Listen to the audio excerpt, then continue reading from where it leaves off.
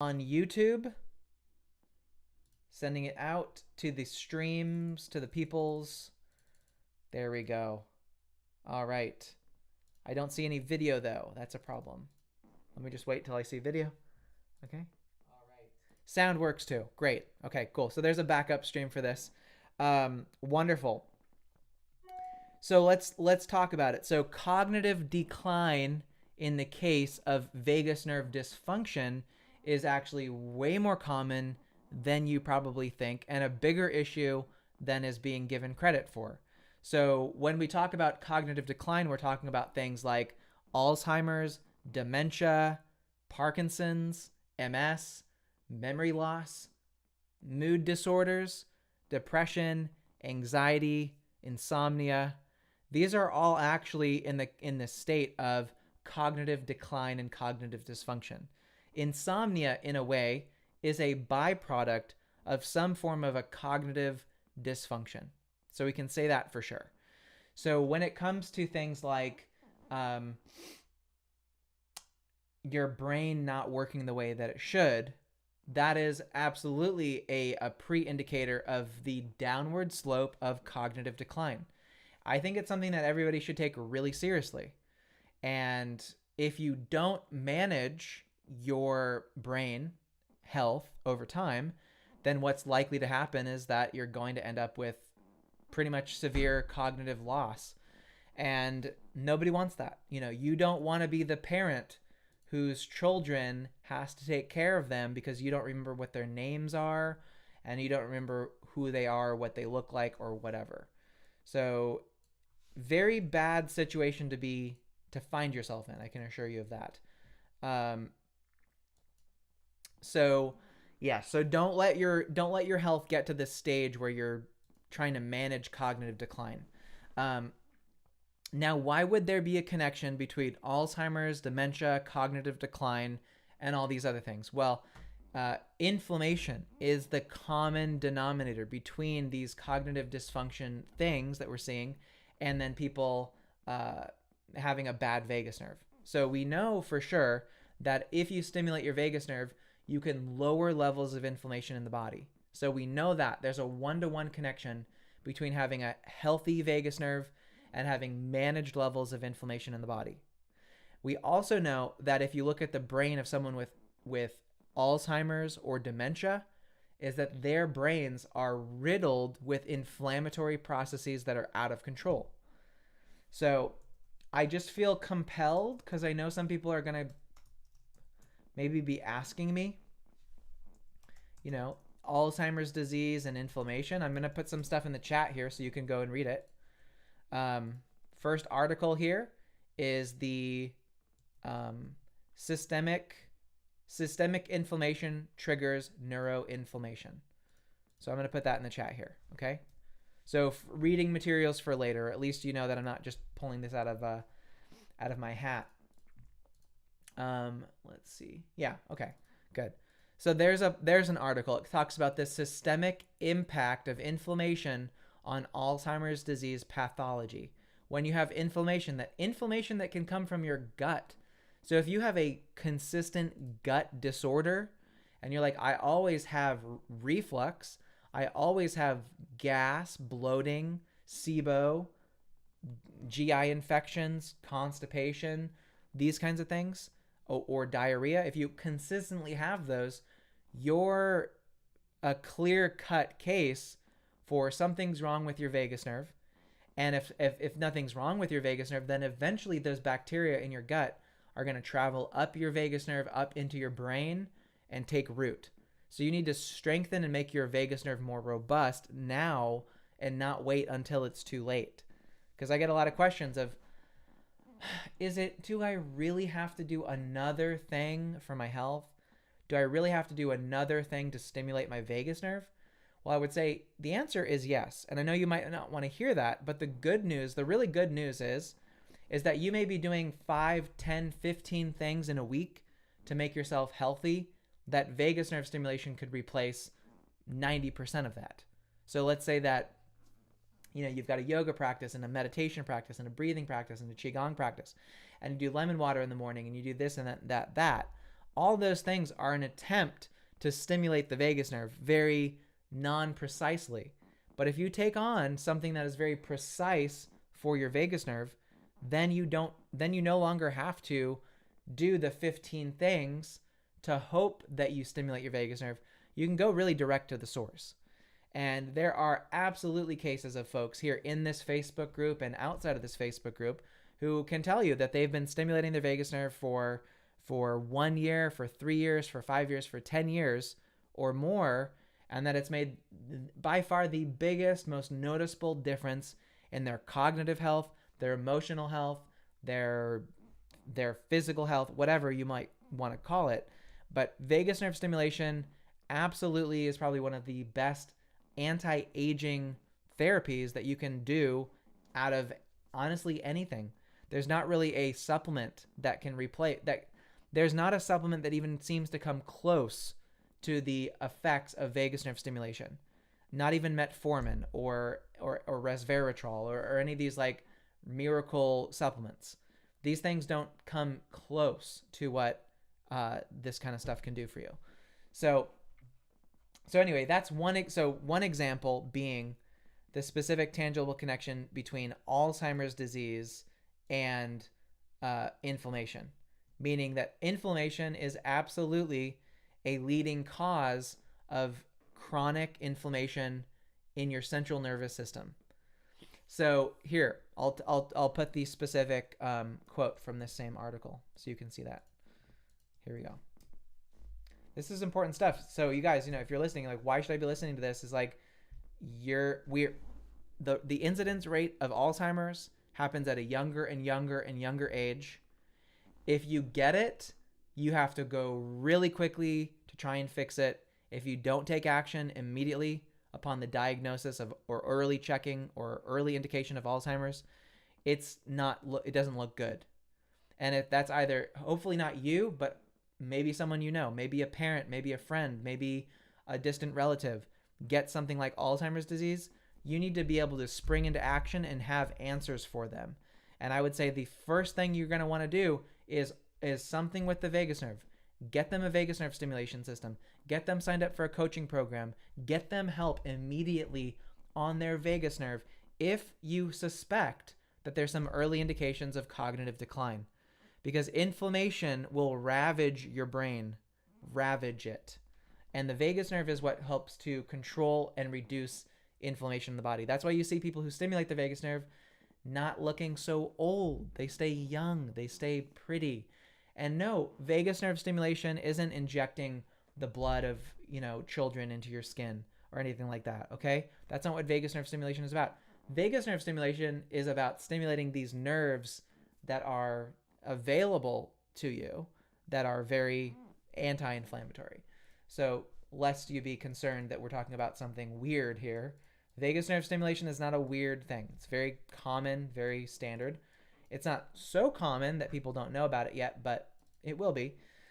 So here's the quote. In the context of chronic inflammation present in Alzheimer's disease patients, evidence suggests that peripheral immune cells infiltrate the central nervous system and accumulate near the areas of pathology, meaning where the Alzheimer's disease becomes more pathological, where it expresses itself. On their term, these cells induce increased microglial activation and beta amyloid deposition. Peripheral inflammation results in the activation of the innate immune system and the production of pro-inflammatory cytokines. These immune factors circulate in the blood and ultimately affect neurons and glial cells in the brain via the neural and humoral pathways mentioned above. Okay? So if you have inflammation in your body, in your peripheral nervous system, it's going to float up and into your brain. And then that starts to cause a cascade of inflammation in your brain, and that's not good. We do not want that. So let's look at this. Vagus nerve stimulation to reduce inflammation. And this is absolutely something that you 100% need to be aware of, okay? Like, what I'm telling you right now may seem like, oh, this is some egg-headed academic thing. No, this is like if you go outside, you have to know that you shouldn't drink like pond water because there's viruses in pond water that will eat your brain. So you're all, you go outside and you do something, you get into an argument with someone, you fight, you fall down, you get into a car accident, you create peripheral inflammation spiking in your body.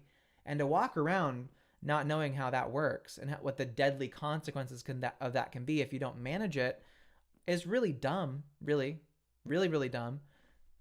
Sorry. I had somebody, I was posting yesterday or sometime last week about veganism and the carnivore diet, and I've tried carnivore diet, and I think it actually made me a little sick. Too much. I did the carnivore diet for 6 months. Way too long. I shouldn't have done it for that long. I probably could have done carnivore diet for like 6 weeks and been like, that was a good thing to do. I lost like 5 pounds or whatever. It was great. But I lost 5 pounds. I wanted to lose like 20 pounds, so I stayed on it. It ended up ravaging my colon to the degree where I got really sick from the carnivore diet because it wasn't anything else. I was eating exclusively organic, grass-fed, red meat, like the carnivore diet says. And so I said, I'm not a big fan of it, and I would caution people against it. And a woman said, oh, I would never judge someone based on a diet that they chose or any life choices that they made for their health. And I said, so if somebody said to you that they're drinking mercury for the health benefits, you wouldn't say anything to them? Really? I would. I would get up in their face and say, you should not be drinking mercury. Okay? So, maybe that makes me a weirdo, but highly would recommend that, you do take a stance of learning enough about health to be able to speak with some authority, to be able to tell other people, hey, just so you know, all that sugar you're eating is spiking the inflammation in your body, and that can lead to diabetes, depression, anxiety, insomnia, and ultimately some pretty severe cognitive decline situations that are very, very bad. Because nobody who develops Alzheimer's disease is gonna look at you and say, man, I'm really upset that you're going around warning people about Alzheimer's disease. No. Anybody with the initial cognitive effects of Alzheimer's disease, if they knew somebody out there was saying, hey, be careful about Alzheimer's disease, here's what it looks like, you shouldn't be eating junk food all the time, or whatever you're doing that's making you have inflammation, any Alzheimer's patient would say, yes, please, not only listen to that person, but please say that more for my benefit, for my sake, and for the sake of someone else in the future. So we should absolutely be in this position to educate ourselves about inflammation, the inflammatory process that happens in your body, and giving people tools and resources and information on how to do something about it. Because, again, the biggest killer of most people, 50% of deaths can be directly set at the feet of inflammation. 50% of all deaths that happen around the world from heart disease, heart failure, cognitive decline, Parkinson's, lung failure, kidney failure, liver failure are all down to inflammatory processes. The chronic illnesses that kill people, 50% of them can be directly placed on that was a result of long-term inflammatory damage to those specific organs, if not just the one particular organ that failed, but maybe it was many organs. You can have multiple organs having inflammatory damage for years before you even realize it, and then it's too late. And there's no amount of replacing those things that can help. And there's no amount of pills that can fix that. Inflammation is a process that literally eats you from the inside out. Okay? Not to get too graphic, but it's some pretty serious stuff. So let's talk about, do you guys want to hear what I think is the most exciting form of vagus nerve stimulation that has the most promising potential to fix and ameliorate every one of those inflammatory conditions that I mentioned.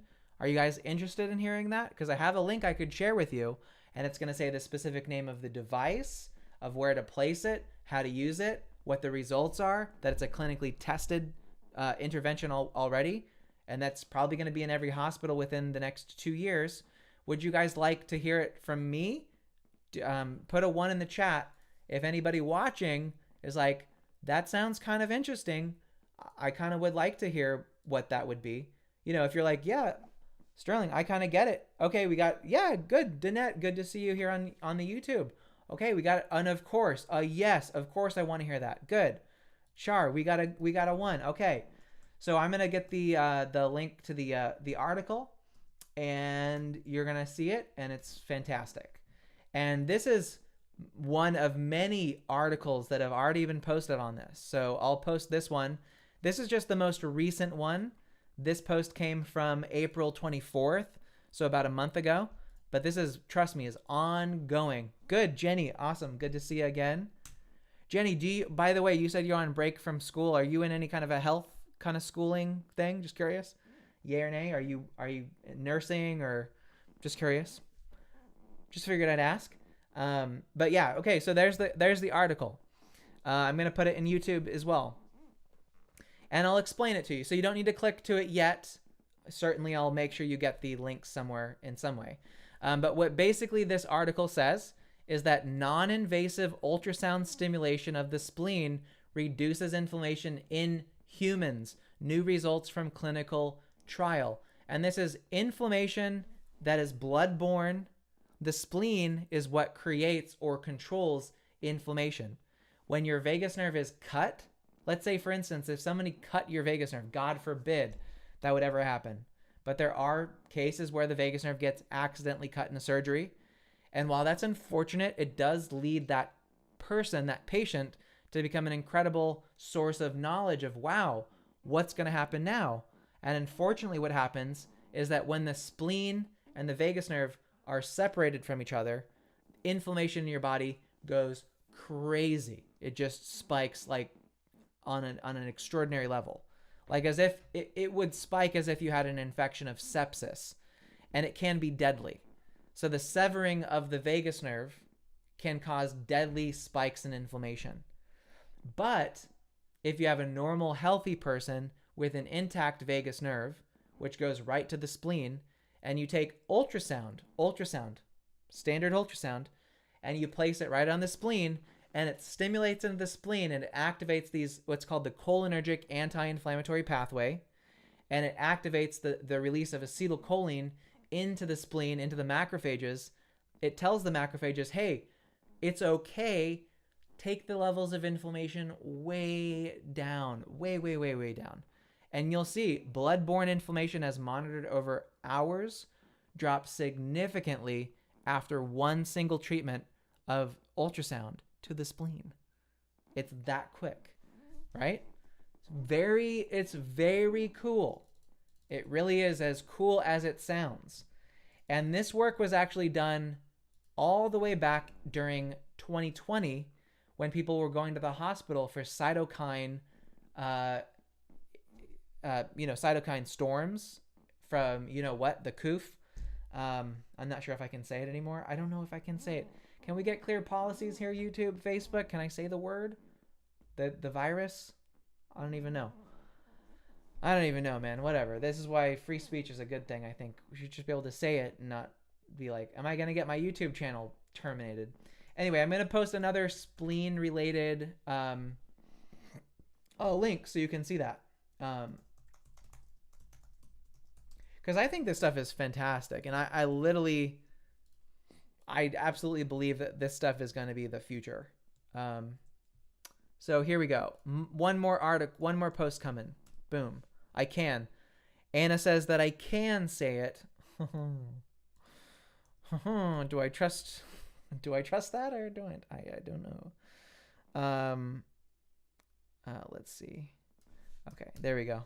All right, so I'm posting another article as well from UC San Diego on this as well. They did some research there.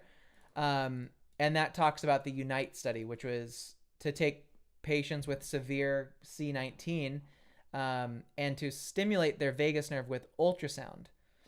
And it did have really promising results. It did lower their inflammation and actually helped.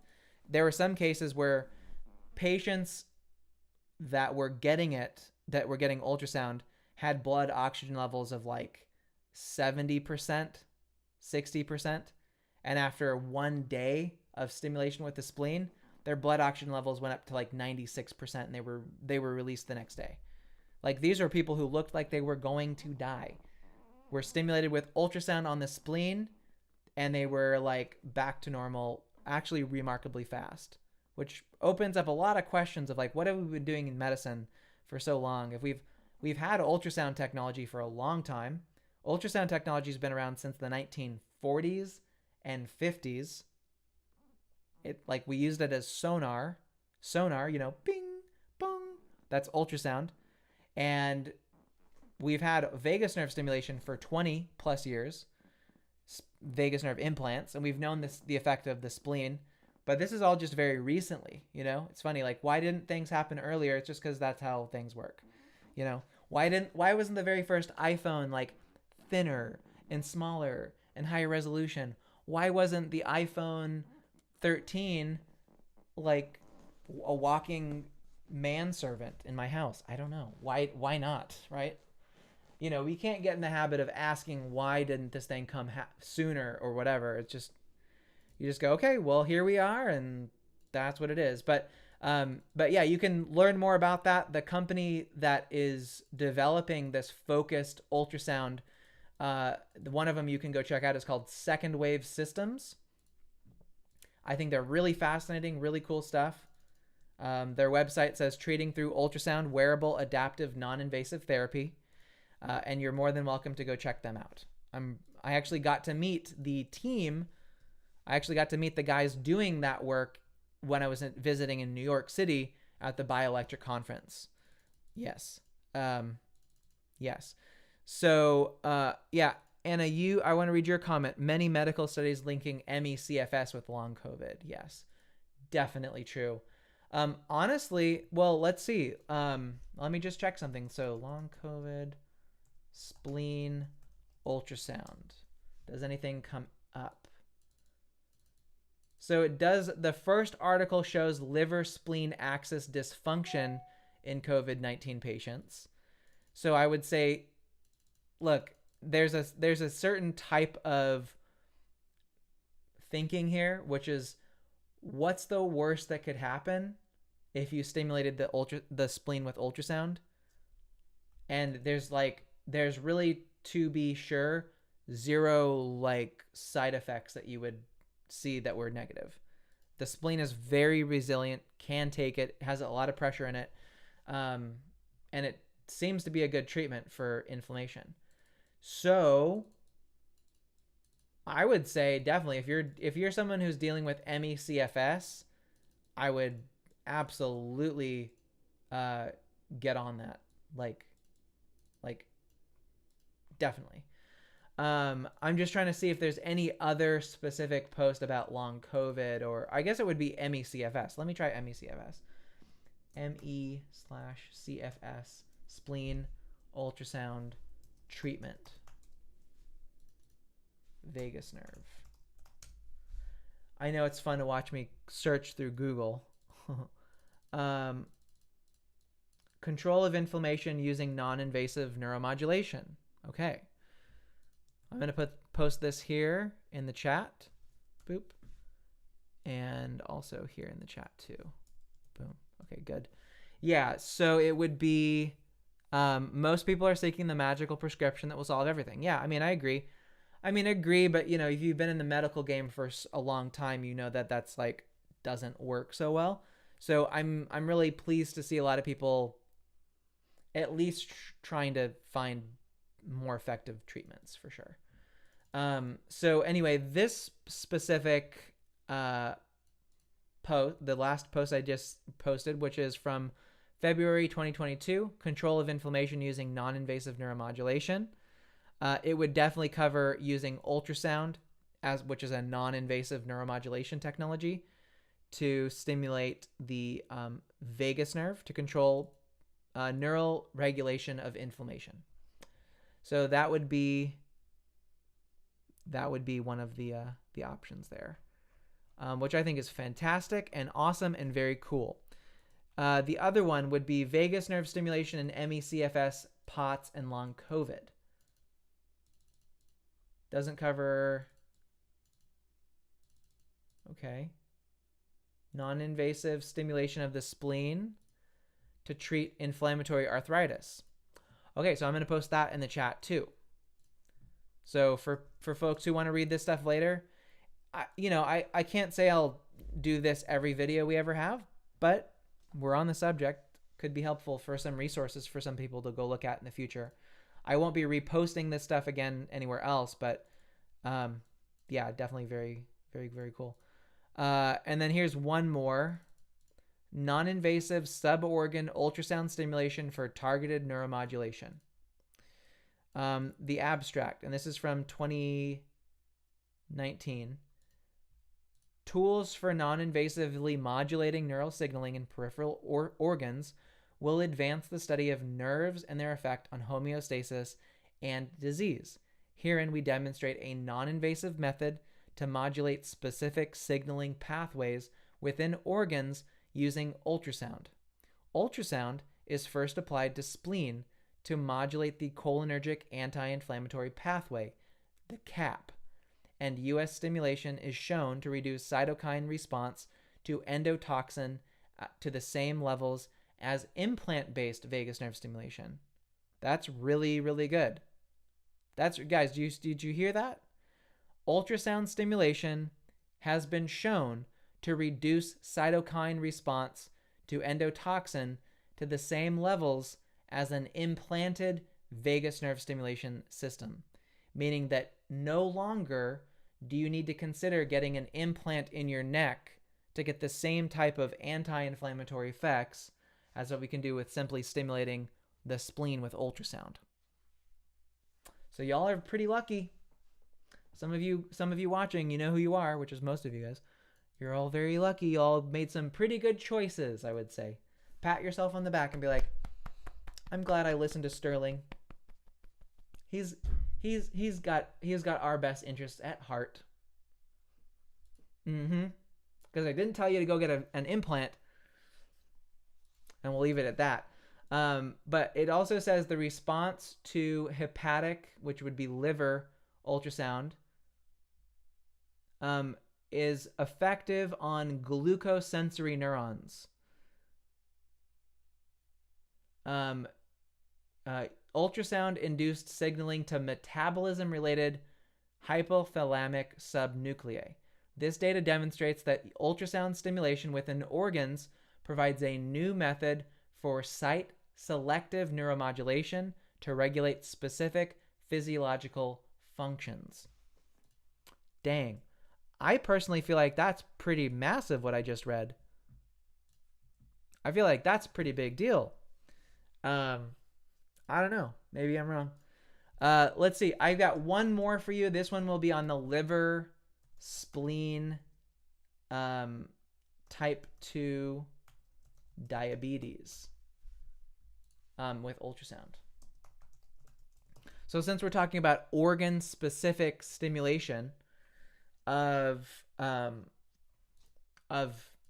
liver or the spleen, I do want to share with you hepatic ultrasound on metabolic homeostasis. Dude, this is so cool. Okay, I just want to make sure I get hopefully the better. Yeah, here we go. Okay, good. This is a good one. New ultrasound treatment for type 2 diabetes developed by Yale and General Electric collaboration. And we're going to read this one too. Good. I see your comment, Anna, too. I see you wrote, same as many other connective tissue disorders, viral onset destroying collagen. Yes. And then you also wrote, don't forget where was it? Don't forget that MS, multiple sclerosis, is now believed to be a consequence of myelin sheath degradation with a viral onset. Absolutely. And probably there's a good inflammatory connection there too. So inflammation can cause deterioration of the myelin sheath, thus leading to even further degeneration. And your vagus nerve depends on good, healthy myelin. So if your myelin sheath is degenerating, then your vagus nerve is degenerating. And if your vagus nerve is degenerating, then you have inflammation. And inflammation can cause myelin sheath degeneration. So you see, this is kind of a tenuous subject. Like, if you don't get on top of this, this kind of stuff can cascade out of control, and not in a good way, okay? We're not talking like, role playing with your partner where one's dressed up like a Princess Leia and the other one's dressed up like Han Solo, kind of like dangerous, precarious situations. We're talking about like neural degeneration, like your neurons just failing. Like, I can't even put myself in the feet of what Alzheimer's would feel like. Can you imagine you're just walking around one day and like a memory, like a whole chunk of memory just becomes like inaccessible? Like if you're on a computer and you're looking at files or emails, imagine looking at a chunk of emails that are important for business and then they all of a sudden just go shoop and they disappear. That's what Alzheimer's would be like from a functional standpoint. You have memory, they're important. What's the name of my child? I don't remember anymore. That's kind of terrifying. So, I think about that a lot when I get the question in this Facebook group. Is this another thing that I have to do for my health? Is vagus nerve stimulation going with these new fads that I have to take care of now? And it's like, not really. I mean, I think I don't know, whatever. Yes, of course, it's a fad. Sure. See if I care. Do you think I care if you think it's a fad? I don't really care.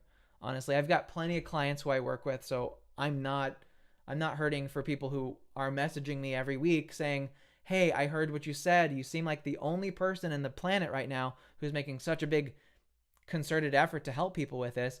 How can you help me?" And then I start that conversation. So it's not, I'm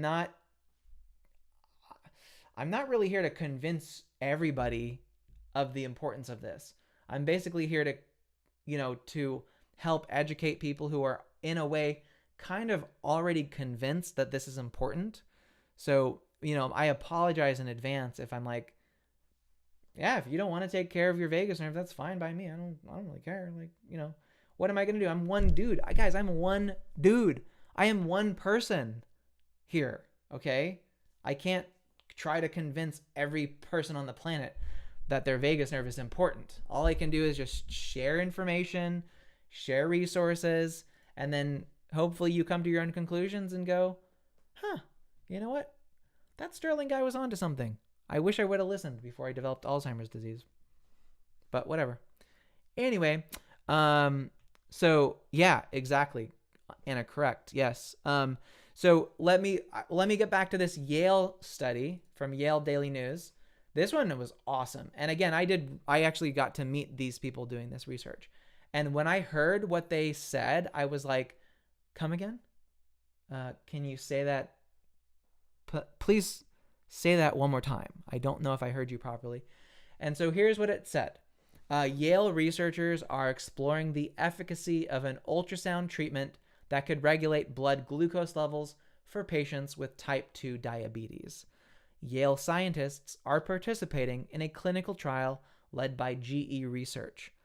Raymond Herzog, an assistant professor of endocrinology at the Yale School of Medicine and one of the researchers, explained that the main issue with patients who have type 2 diabetes is insulin resistance.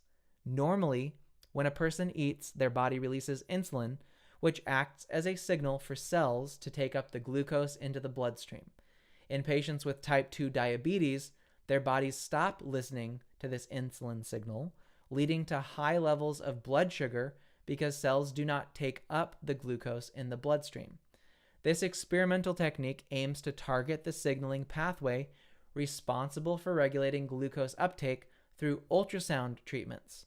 According to a paper published on March 31st, scientists were able to lower glucose levels in diabetic rats using this treatment. Quote, usually, we think of glucose metabolism as being regulated predominantly by hormones, of which the most important is insulin, Herzog said. Over the last couple of years, it has become clear that the nervous system also plays a role in regulating glucose metabolism, meaning your brain. In fact, the hypothalamus has emerged as one of the main regulating centers for glucose metabolism. Herzog went on to explain that glucose metabolism regulation, meaning how much glucose a person's cells can take up, is influenced by peripheral nervous system inputs like the vagus nerve. Specific nerves deliver information from the peripheral nervous system, the vagus nerve, for example, from the digestive tract to the hypothalamus, which is in your brain. Examples of the information from the peripheral nervous system include when the person in question last ate and whether they live an active lifestyle. So your body is asking, when did I eat last? Did I exercise today? Yep. So all that information is gathered into your vagus nerve and then coordinated by the brain to decide how much glucose to store or therefore to use, thereby affecting the uptake. So long story short, they stimulated with ultrasound to the liver, and they found that, quote, the use of ultrasound could be a game changer in how bioelectric medicines are used and applied to diseases such as type 2 diabetes in the future.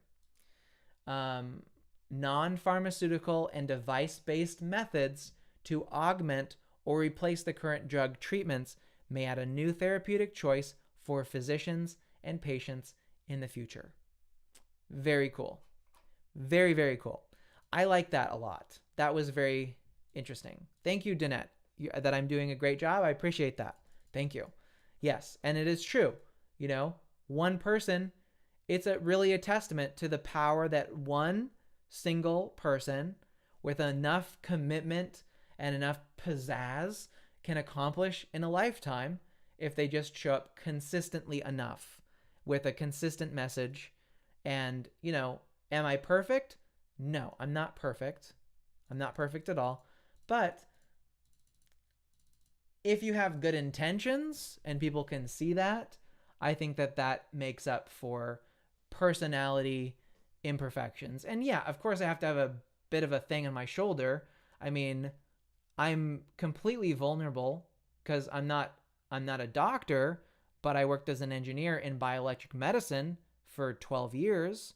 So I have experience, and also look, the other big chip on my shoulder is I don't have the billions of dollars to promote this like pharmaceutical drugs do.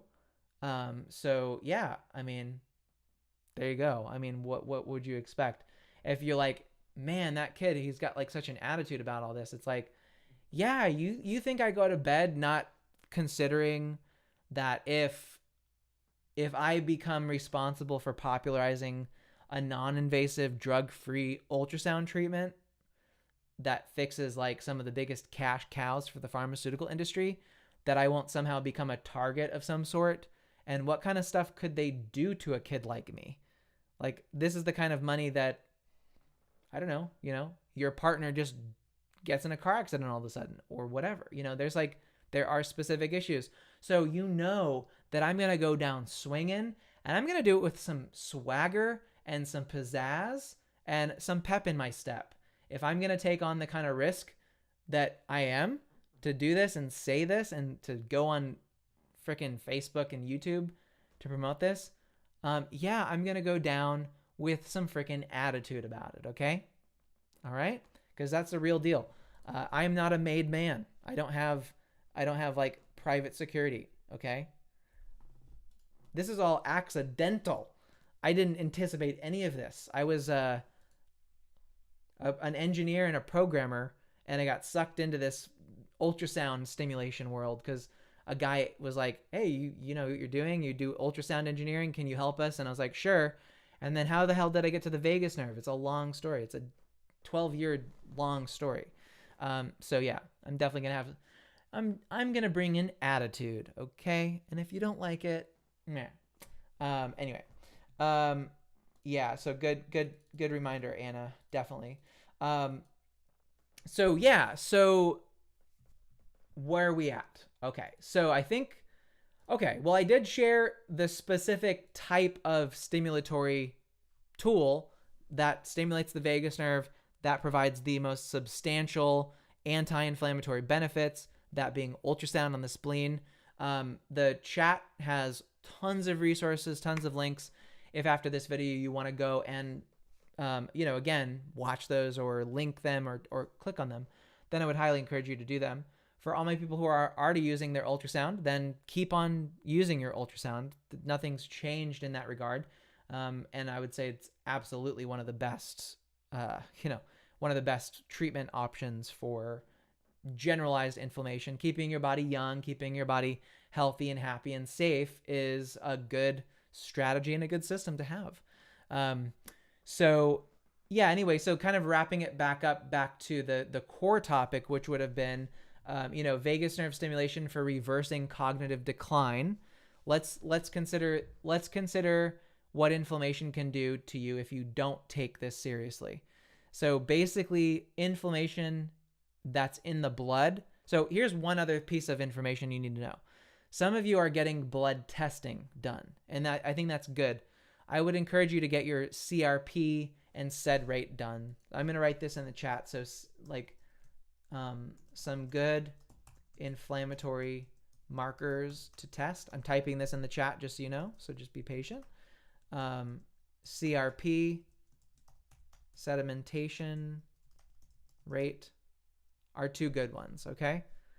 So two good inflammatory marker tests to have done would be a CRP and SED rate, which is also called wintergreen. You can get that from a blood test. They don't cost that much. Your doctor should, if you go in for a doctor's visit or an ER visit, they're probably going to test that. You can also ask them, hey, can you test my CRP? I think there's something with inflammation happening, and I really want to see that tested. CRP can be a relatively sensitive test to see if there's inflammation in your blood. But here's the catch. Inflammation, plasma levels of inflammation like CRP in your blood do not represent what's in your brain. So you could actually have really high inflammation levels in your brain, and those won't show up in your blood. So the test isn't perfect, but it's pretty good. And what you can typically see is someone who starts with a really extremely high levels of CRP. If you have really high levels of CRP, then what's going to happen is that once you start treatment, you should see that CRP level start to taper off down over 2 to 3 to 4 to 5 months of continuous substantial treatment. Some people may do a treatment like biologics, like Remicade or other things. These are biologic injections that they give you to reduce inflammation. They're basically antibodies that fight against inflammation from hooking onto your cells and killing your cells. So those can be good, but even then, I would say that, again, let's take a bigger picture look at when someone has high levels of CRP. So when their blood reports extremely elevated levels of CRP, high levels of inflammation, some of the treatments that you're typically going to get if you have something like Crohn's disease, which is a inflammation of your colon and your intestinal tract and your stomach, it's really uncomfortable, or rheumatoid arthritis, or plaque psoriasis, or another autoimmune type of condition. What your doctor is going to recommend is usually a biologic, a small molecule. This is something that is an antibody that latches onto the antibodies of TNF and stops it from attacking your cells. So those are basically treatments. They can be extremely expensive. Remicade can cost $2,000 per treatment, and you have to do them once month or every other month. So every 2 months. So those can be extremely expensive for people. So there's a lot of money in it, and it's extremely expensive to manufacture. So there are lots of cases in Crohn's disease and rheumatoid arthritis where people try maybe 10 different biologics before they find one that actually works. So they're just keep on hitting the inflammation with different drugs and nothing really hits. And because of this science about the anti-inflammatory pathway that we're talking about today and reducing cognitive decline, well, generally inflammation first, is that there have been a few trials and a few observations that people who were stimulating their vagus nerve who had Crohn's disease or rheumatoid arthritis or plaque psoriasis is that they weren't doing biologics, whereas they should have been, but that something with the vagus nerve stimulation itself, the implanted vagus nerve stimulation itself, was more effective at tangibly reducing the inflammation and the pathology of rheumatoid arthritis or of Crohn's disease or ulcerative colitis or plaque psoriasis or what have you. I mean, the amount of inflammatory conditions are widespread for sure. So I can't go through all of them, but there's enough to, so that that they're there. But they found that vagus nerve stimulation was more effective with less side effects and much more cost effective for a person long term, that they would actually use VNS, and they found remission in VNS. So that is a true thing. That was able to reduce inflammation in somebody's body. Now, remember what I said earlier, if you've been paying attention for this whole video, is that paper that I shared specifically indicated that ultrasound stimulation of the spleen was as effective at reducing endotoxin-induced inflammation as an implanted VNS device. Okay? So ultrasound is on the same level as the implanted VNS device, whereas if you're using something like a GammaCore, Truvaga, a Pulsetto, you're at very low levels of actual stimulation. So when we're talking about what are the two best ways to stimulate your vagus nerve, the top one is an implant. That's the one, if you're gonna shoot for the boss, you best not miss kind of thing. And VNS implant is top.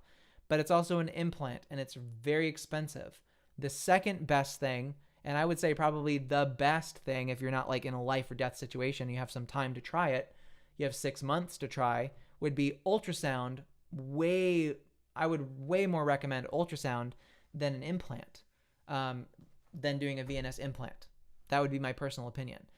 Because ultrasound can, as we've seen, tangibly reduce inflammation by stimulating the splenic cholinergic anti-inflammatory pathway right here on the left side of your body, right on the spleen, very tangibly with minimal to no side effects whatsoever.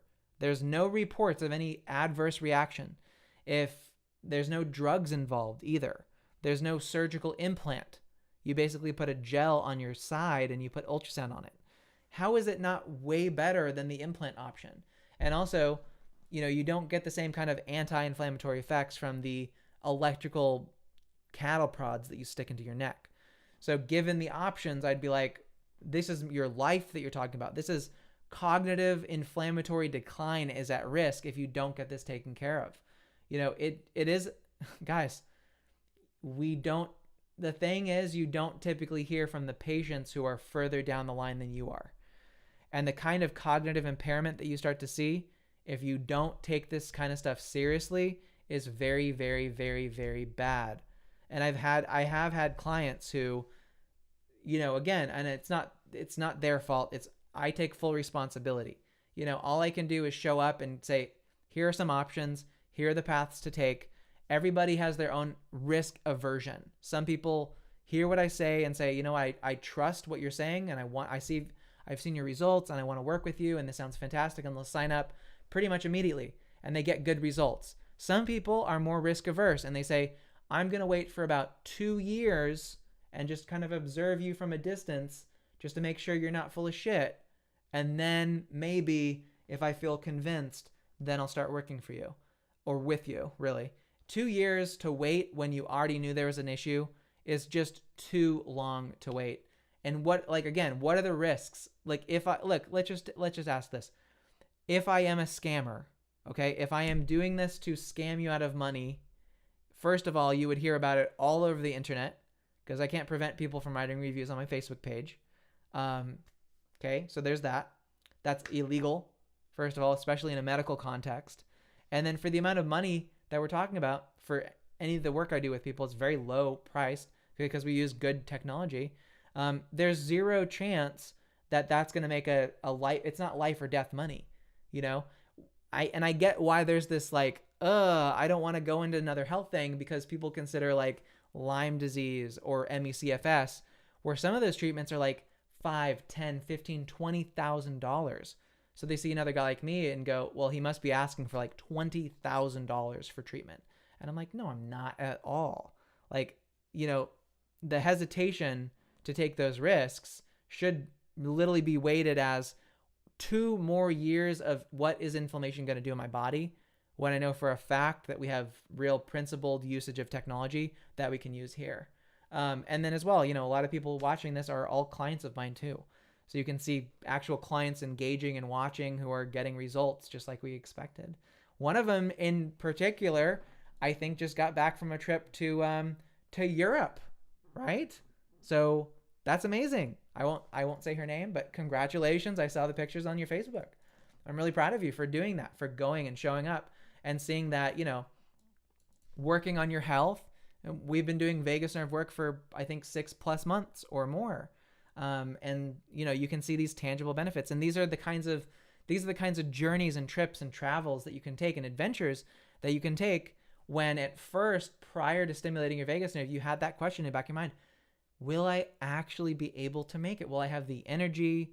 Will I have the fortitude? Will I have the motivation to go? And I say, let's get your vagus nerve working, because when it works, you have no idea what's possible in your life, in your health, in your body, and in your mind. So, again, I just say this stuff is really well established. This stuff is well tested. This isn't woo-woo crystal magic either. This is deep from the halls of scientific research and academia, and not the kind of BS scientific, paper mill kind of stuff. This is like real hardcore in the field work. Okay. And I always want to avoid any connection to anything that seems like woo woo or unscientific or out there. So I do my best to, again, for my own reputation, to try and be as even handed as possible, to say like, what would, again, because I've got a mom who's alive. I wouldn't ever give her something that I didn't think would help. And my mom's actually she's gone through my coaching program, and it's been fantastic for her. She had insomnia, and when she does stimulation of her vagus nerve, she sleeps like a baby. I would be terrified to expose her to anything that I thought would have any negative repercussions on my mom. I love my mom to death. There's no way I would ever make a recommendation for anything that could have any risk for adverse harm. And I am shocked at how much prescription medication is given to moms that have clear-cut negative repercussions for people. All right. So, again, we just live in this world where this kind of stuff happens, and it's really unfortunate. But my recommendation for everybody here would be, if it's not from me, make it be from someone else, but take your vagus nerve health seriously.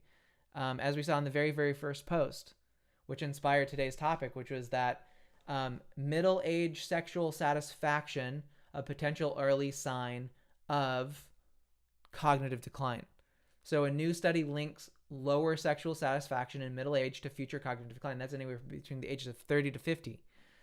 This first ever study points to a novel risk factor for cognitive decline, emphasizing the impact of sexual health on our overall well-being. Now, you read that and you might be like, well, shoot, I guess I have to make my sexual health more exciting. But actually, it's funny, because mostly I work with female clients. Admittedly, women tend to be much more invested, and they take their health more seriously than men. Men can get away with going, whatever. I'm going to drink some Bud Light and go to the game and then retire and then die all of a sudden. Women seem to have a much more in-tuned connection between their risk factors and their health and their inflammation. And women definitely take action and follow through on getting their health. So I commend women. You've done a good job. You've made the good choices to live a lot longer than men and take it seriously. But not all men are dum-dums, okay? So we can at least acknowledge that there are some men out there who have decided that, you know what, this vagus nerve stuff is important, and I too am going to invest in taking care of my vagus nerve. And one of the core things I almost always see in male clients, now remember, male clients make up maybe 5% of the kind of people that I work with, but I don't, again, it's really hard for me, to turn away someone. Be like, no, sorry, dude, I only work with women. There are some men who have a tangible, real need, and I will take on those kinds of clients for sure. So I'm not exclusionary. And I also think it's just a matter of just more women reach out. That's just a fact. So that's a fact. But one thing we see is with stimulation of the vagus nerve is that within a week or two, is they almost always report. It's funny because they never tell me, when I'm on the phone call with them, I'm telling them like, so what are your symptoms? Like, what treatments have you done? What would you like to work on? Never in those, very rarely in those conversations do they ever say, oh, well, I also on top of all that, I also have like a little bit of like sexual dysfunction, a little bit of ED. It's never something that's mentioned. It's always like a don't want to talk about it kind of thing. But wouldn't you believe that once they start having that return and they're like, I have morning wood, I have an erection, I'm more horny with my wife. That's all the stuff they say. Then they start telling me about it. They're like, well, I didn't want to say it at first, but now that it's fixed, now I can admit that it was a problem, but now it's not a problem, which is peak male behavior for sure. So what can we say from that? Well, what I would say is that this study pointing to the sexual dysfunction or sexual satisfaction leading to cognitive decline is less about the sexual dysfunction, because if sexual dysfunction is that easy to fix with stimulating your vagus nerve for a few weeks, then it's not the sexual satisfaction issue. It's more of the vagus nerve specific issue, because the only thing that we did in those clients is that we stimulated their vagus nerve. Like, we have very specific ways to target the vagus nerve and just go for the vagus nerve. We do that a combination between technology, through feeding, through specific movements and somatic exercises, and actually through language. You can stimulate your vagus nerve through the voice. You can speak someone into a vagus nerve, activity. So we do a combination therapy. And I would say that what that really shows is that vagus nerve dysfunction, which is always associated with sexual dysfunction. If your vagus nerve doesn't work, your sexual function just will not work, because your vagus nerve is part of that. And here's another little funny tidbit. In women who are paralyzed from the waist down, who have lost normal sexual function, can still have an orgasm, because of a branch of the vagus nerve. So if you know a friend or somebody in your circle who is a woman who has been paralyzed, like has a cervical, like a spinal injury, and has thought that she cannot orgasm, tell her that there's a branch of the vagus nerve that separately runs outside of the spine that wasn't injured, very unlikely to have been injured, that can still enable her to have a sexual climax. And I remember I met a woman at a Tony Robbins event back in Dallas back in 2019 or something like that. Married, amazing soul, Sarah, blonde haired, young, tragic skiing accident or something like that, totally paraplegic in a wheelchair. And I told her that, and she was like, oh my God, really? It had been like 3 years. And so she went immediately to text her husband. And so what was going to happen when they got back. They're like, oh my God, we now know anatomically that you can still orgasm even though you've been, paralyzed from the legs down, from the waist down. So that's really good news. So this study is just like all studies, very misguided, make some assumptions that are true but not perfect and not exact, right? So I would say that middle-aged sexual dysfunction is really an indication of a vagus nerve issue more than anything, because your vagus nerve doesn't have to be cut for your vagus nerve to stop working. And if your vagus nerve isn't working, one of the key things you're going to experience is anhedonia, inability to feel pleasure from normal things, and also sexual dysfunction. And that's from male or female. It's not a male or female thing. But if you stimulate the vagus nerve, it's a 100% fact that people's sexual interest is restored. I actually do have a video. I'll put it in the chat too. It's one I have on my testimonials page. Give me a second. So yeah, I do have a client who had fibromyalgia, really bad, and she did VNS, and it gave her a pretty remarkable recovery of her own sexual satisfaction or whatever, you know. So yeah, that was wild, right? Oh, and thank you. So worth it. We got another comment. So worth it to make those decisions. So yeah, definitely, it's a worthwhile thing to invest in your vagus nerve. And again, I think it's worth saying, it's something on my mind, which is that, like, if you keep on paying for cheap experiences, like you're like, well, I bought a $99 book, I bought a $5 book on the vagus nerve, so what more could there be to it? I would just encourage you to take a different attitude here. Alzheimer's is going to destroy everything that you ever thought you knew about anything. And if I knew that there's a connection between how effectively I'm stimulating my vagus nerve and the protection I have against Alzheimer's, I would be like, what do I have in my budget to realistically bolster against some of the most debilitating illnesses that will come my way? And we're talking about heart failure, liver failure, spleen failure, brain failure, lung failure, your hormone failure, your thymus failure. Your thyroids can fail too. Thyroid failure is a downstream result of a vagus nerve problem. I've had that conversation here already. Most people go, oh, I have to fix your thyroid and then that'll fix your vagus nerve. No, it's the other way around. If your vagus nerve doesn't work, your thyroid cannot function properly. Most people are treating in the whole different way, and is that crazy to say? How many of you have ever uttered or heard or agreed with the term that the way that the medical industry is working seems really kind of messed up? Okay, I'm not going to use the F word there, but something's messed up. Something's not working here. I would say that clearly there's something wrong, and my proposition would be they're treating the wrong direction. They're treating in the wrong area. They're doing something wrong, and it's only a matter of time at this point in time where we're going to see people starting to treat the vagus nerve first, seeing tons of things fixed, and then anything that's left over, then that gets treated. But you're treating 16 different things in the traditional medical way, ignoring the vagus nerve until you get so sick and your body's so disgusted from all the pills you put into it. And then eventually you go, okay, well, maybe I'll try this vagus nerve thing, even though I've got clients dating back for 5 years who have like, this is one of the most revolutionary, game-changing treatments that I've ever had.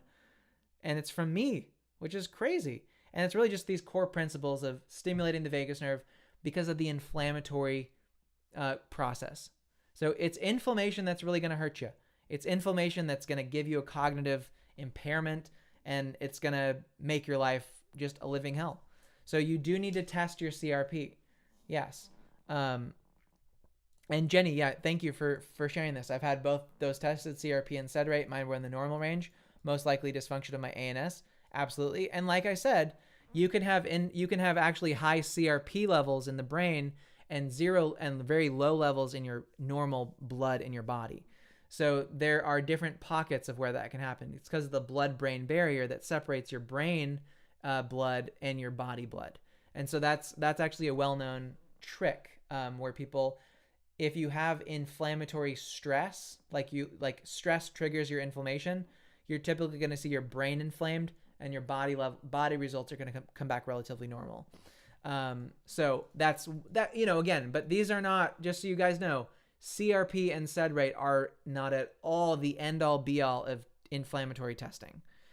Somebody could have normal CRP levels for their whole life and they can have heart failure. So not like a the end all be all here.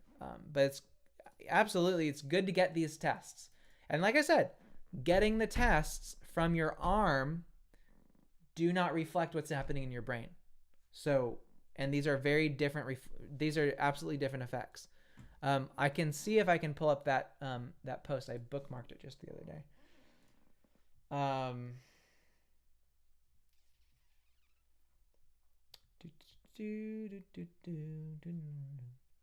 Just looking up that specifically.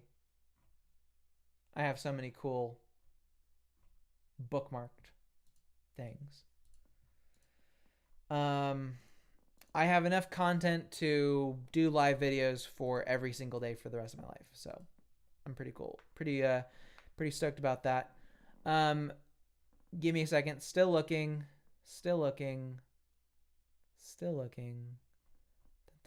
I have so many bookmarks. Here. I'll just post something else too. This is another article called Using Vagus Nerve Stimulation for Rheumatic Disease, which I think could be kind of cool, kind of neat, kind of nice little thing for some reading material if you guys are interested. But basically the core question prior to that is targeting the vagus nerve inflammatory reflex is giving hope for future options beyond biologics and JAK inhibitors. Is a tipping point approaching? I really hope so. And that would have been shared from Dr. Kevin Tracy, Professor Kevin Tracy. Okay, so just so you guys know, I bookmark a lot of my stuff on Twitter, and they don't give you the ability to search your bookmarks, which is great. Really, really fun. All right, I don't know where it is. Anyway, so, but either way, I'm not making that up. So yes, all very interesting, all very worthwhile looking into. I would highly recommend that many of you watching continue to do the research and start to evaluate in yourself, in your condition. Research first. Is XYZ symptom, could it possibly be related to inflammation?